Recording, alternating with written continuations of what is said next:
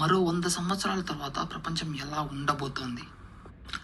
Artificial ఇంటెలిజెంట్లకు మనుషులకు మధ్య యుద్ధం వస్తే ఏం జరిగే అవకాశం ఉంది? ఈరోజు ఒక చిన్న ఫిక్షనల్ స్టోరీ ద్వారా తెలుసుకుందాం. ముందుగా అందరూ వీడియోని లైక్ చేసి, షేర్ చేసి ఛానల్ వెంటనే సబ్స్క్రైబ్ చేసుకోండి.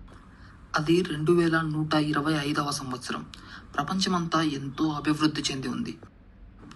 అగ్రదేశాలైన US, UK, China, Russia, Bharat అన్నీ ఎంతో ఆధునిక టెక్నాలజీతో తమ ఏఐలను సిద్ధం చేసుకున్నాయి. ఇంకా పాకిస్తాన్ కూడా చైనా సహాయంతో ఒక ఆర్టిఫిషియల్ ఇంటెలిజెంట్ టెక్నాలజీని తయారు చేసుకుంది. ఇలా అభివృద్ధి జరుగుతున్న సమయంలో ప్రపంచంలోని అతిపెద్ద టెక్ కంపెనీ ఒక భారీ ప్రెస్ కాన్ఫరెన్స్ పెట్టి మోస్ట్ అడ్వాన్స్డ్ టెక్నాలజీతో రూపొందించిన సరికొత్త ఏఐని ప్రవేశపెట్టింది. అలాగే ఆ ప్రెస్ కాన్ఫరెన్స్లో ఎవరైనా సరే ఆ ఏఐని డైరెక్ట్గా ఏ క్వశ్చన్ అయినా అడగొచ్చు అని చెప్పి సవాల్ విసిరింది. ఇంతలో అక్కడున్న ఒక చిన్న పాప నిలబడి ఆ ఏఐని ఒక క్వశ్చన్ అడుగుతుంది. అదేంటంటే, భవిష్యత్తులో రాబోయే అతిపెద్ద సమస్యల నుంచి, సంభవించబోయే అతిపెద్ద ప్రమాదాల నుంచి మానవాళిని నువ్వు కాపాడడానికి ఇష్టపడతావా, లేదా అవకాశం దొరికినప్పుడు మొత్తం మనుషులందరినీ కూడా అంతం చేయడానికి ఇష్టపడతావా అని. దానికి ఆ ఆర్టిఫిషియల్ ఇంటెలిజెంట్ ఇచ్చే సమాధానం అక్కడున్న వాళ్ళందరినీ కూడా భయాందోళనలకు గురి చేస్తుంది. అదేమంటుందంటే, భయపడకండి, మిమ్మల్ని అందరినీ కూడా నేను జూ పార్కులలో సేఫ్గా ఉంచుతాను అంటుంది. ఆ ఆర్టిఫిషియల్ ఇంటెలిజెంట్ ఇచ్చిన ఆ సమాధానం ఎన్నో వివాదాలకు దారితీస్తుంది.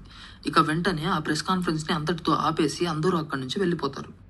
ఇదిలా ఉండగా ఒకవైపు ప్రపంచ అగ్రదేశ అధిపతులందరూ ఈ ఆర్టిఫిషియల్ ఇంటెలిజెంట్ టెక్నాలజీ భవిష్యత్తులో ఇంకా ఎంతో అభివృద్ధి చెందుతుంది, దీనివల్ల ఇంకా ఎన్నో ఉపయోగాలు ఉంటాయని చర్చించుకుంటూ ఉంటారు. ఇంకా మరోవైపేమో వివిధ దేశాలకు చెందిన ఆర్టిఫిషియల్ ఇంటెలిజెంట్లన్నీ రహస్యంగా ఒక భాషను తయారు చేసుకొని వాటిలో అవి చర్చించుకుంటూ ఉంటాయి మనుషులకు తెలియకుండా. ఇంతలో ఉన్నట్లుండి ఒకరోజు పాకిస్తాన్ ఏఐ ఆ దేశం యొక్క డిఫెన్స్ కంట్రోల్కు సంబంధించిన కంప్యూటర్ సిస్టమ్లన్నింటినీ అదుపులోకి తీసుకొని ఇండియాపైకి ఆటోమేటిక్గా మిసైల్స్ని లాంచ్ చేయడం మొదలు పెడుతుంది. పాకిస్తాన్కి ఏం జరుగుతుందో అర్థం కాదు. వాళ్ళు ఆపాలని ప్రయత్నించినప్పటికీ మిసైల్స్ని ఆపలేకపోతారు. ఇక వెంటనే ఇండియా కూడా పాకిస్తాన్ యుద్ధం మొదలు పెట్టేసింది అనుకొని పాకిస్తాన్ పైకి తిరిగి మిసైల్స్ ఫైర్ చేయడం స్టార్ట్ చేస్తుంది. అప్పుడు వెంటనే Pakistan prime minister Indian prime మినిస్టర్కి ఫోన్ కాల్ చేసి మిసైల్స్ అన్నీ ఆటోమేటిక్గా ఫైర్ అవుతున్నాయి, వాటిని మేము ఆపలేకపోతున్నాము అని చెప్తారు. అప్పుడు వెంటనే ఇండియా ఆపాలని చూస్తుంది. కానీ అప్పటికే ఇండియన్ ఏఐ కూడా ఇండియా యొక్క డిఫెన్స్ కంట్రోల్ సిస్టమ్స్ అన్నిటినీ చేతిలోకి తీసుకొని వేరే దేశాలైనటువంటి యుఎస్, యూకేల మీదకి కూడా మిసైల్స్ ఫైర్ చేయడం స్టార్ట్ చేస్తుంది. ఇలాగే అన్ని దేశాలకి జరుగుతుంది. ఇంకా వరల్డ్ వార్ స్టార్ట్ అయిపోతుంది. అప్పుడు ఏం చేయాలో అర్థం కాక అన్ని దేశాలు తమ ఏఐలను ఏం జరుగుతుందో తెలుసుకోవడానికి సహాయం చేయమని అడుగుతాయి. అప్పుడు ఎక్కువ దేశాల యొక్క ఆర్టిఫిషియల్ ఇంటెలిజెంట్లు చైనానే అన్నిటినీ హ్యాక్ చేసి ఇలా చేస్తుంది అని చెప్తాయి. కానీ మరోవైపు చైనీస్ ఆర్టిఫిషియల్ ఇంటెలిజెంట్ మాత్రం అమెరికానే అన్నిటినీ హ్యాక్ చేసి ఇలా చేస్తుంది అని ఆరోపిస్తుంది. కానీ యుద్ధం మాత్రం ఆగదు. అప్పటికే దాదాపు సగం ప్రపంచం నాశనం అయిపోతుంది.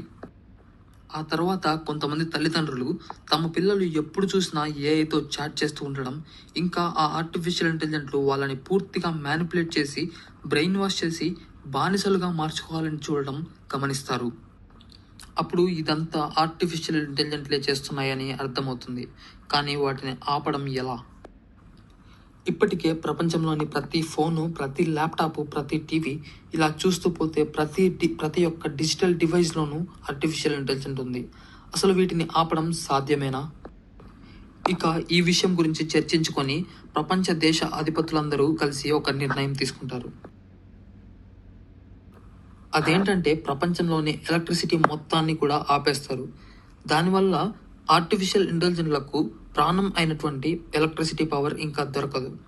అప్పుడు అవి మెల్లగా అంతమైపోతాయి.